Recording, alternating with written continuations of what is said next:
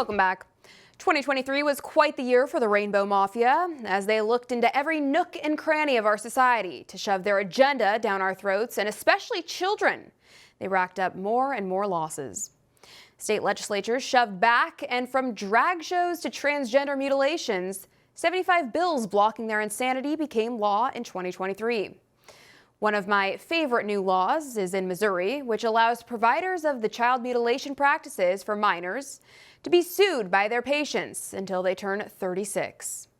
Of course, the poster boy for the Rainbow Brigade's 2023 march is Dylan Mulvaney. The result? A $395 million loss in sales for Bud Light and the first incredibly successful conservative boycott win. Andrew Breitbart famously said, "Politics is downstream from culture."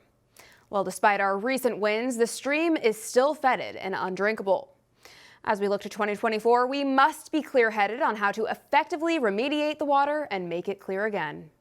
Joining me now to discuss is Alex Newman, CEO of Liberty Sentinel Media. Alex, thank you so much for being with us. It's great to see you.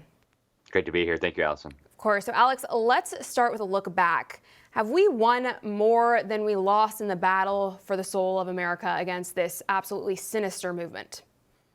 Well, I think as far as public opinion goes, it's very obvious who's winning this battle. The American people have spoken loudly and clearly. We are not interested in this perversion. We are not interested in it being force-fed to our children. We're not interested in having it pumped into our homes through television sets, and we will not tolerate it from companies like beer manufacturers or retailers like Target. So the American people have spoken loud and clear. The question is, will the purveyors of this filth stop? And I think the answer to that is no, they will not until they're bankrupt or until we force them to stop. And unfortunately, it's coming at us from all angles now. We've got it coming from the religious side, we've got it coming from the corporate business side, and we've got it coming from the government side. So it's basically the American people against all of the powerful institutions. Yeah, absolutely. They are just shoving it down our throats at all given opportunities. So it's so important now more than ever that we continue resisting. On that note, what do you think the biggest win was for us conservatives this year? Well, this is going to sound a little non-traditional, but I think the biggest of all the wins is the hundreds of thousands, if not millions, of children who are continuing the exodus out of the government school system. It's got the left so concerned now that the Washington Post has published, the Washington Post, I think they prefer to be called, has published a series of articles sounding the alarm for the radical left about the explosive growth of home education, private schools, etc.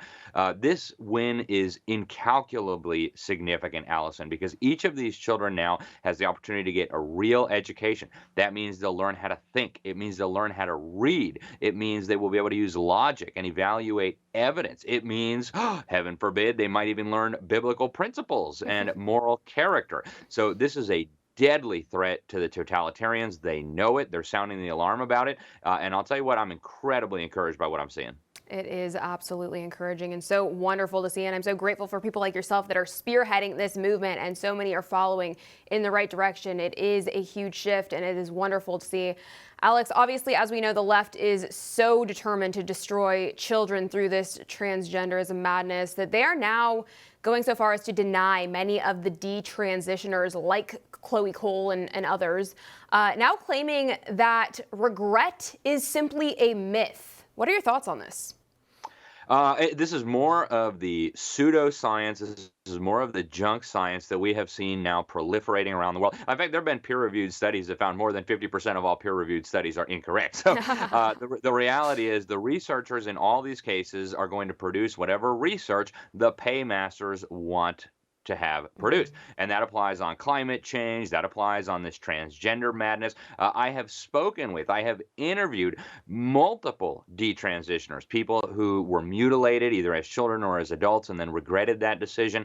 And they're trying to deny the lived experience of these individuals, many of whom have had their lives absolutely shattered. It's grotesque. It's disgusting. And the journal ought to be ashamed of itself. And so should these quack researchers pumping out this fake pseudoscience. They most certainly should, and it's so upsetting to know that the people that have really lived through this, as you said, are being denied and shut down and silenced. It's just ridiculous. I think if we should be listening to anyone on this matter, it's them, because they know firsthand.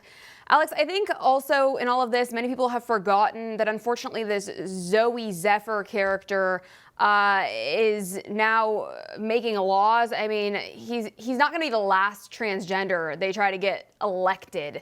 So what do you think the GOP should be doing to prevent this from occurring in the future?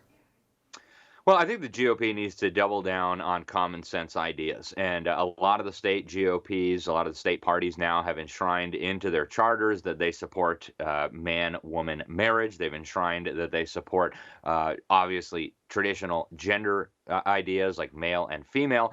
And I think it's very clear that this is what the voters want. I mean, it's even true on the Democrat side. When they, even the establishment, when they do polling of Democrats, they don't want boys or men showering with their daughters in school. They don't want boys or men beating up their daughters in school sports. They don't want boys and men in the locker room changing with their daughters. I mean, these are not things that are popular with anybody. So the Republican Party has a real opportunity here. Obviously, Governor DeWine just shot himself in the foot today by vetoing a bill that would have protected children from this kind of mutilation. But I think that the Republican Party needs to take advantage of this. The public is absolutely with them. It's time to start passing laws to protect these children and to hold accountable the quacks and the profiteers who are mutilating children, castrating little boys, giving hysterectomies and double mastectomies to little girls.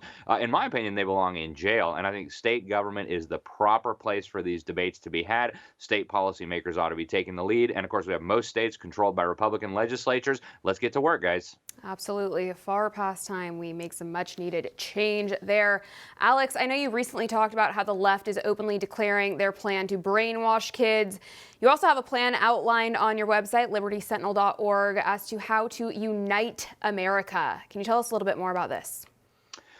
Sure. So the plan to brainwash Americans, for a long time it was kind of secret. For a long time they didn't want to talk about it, but now they're very much out in the open. Just a couple weeks ago, I was on your program. We talked about what was going on at COP28, and you had all kinds of education officials from around the world openly saying we're going to brainwash the kids. We're going to make them believe that climate change is an existential threat. That's how we're going to move the needle on this climate action. And so that's actually the subject of my next book, how America basically was fundamentally transformed through the indoctrination, the dumbing down, the sexualization taking place in the government schools, and that this was the plan all along. The big difference is 100 years ago when they were creating this monstrous system, they weren't nearly as open about their wicked plans. I mean, they were open about it. We have their documents proving it, but they weren't declaring it from the rooftops. They weren't announcing it publicly at international conferences as keynote speakers. So that's one of the big shifts. The other article that you mentioned that I have posted on my website, it was for George Magazine.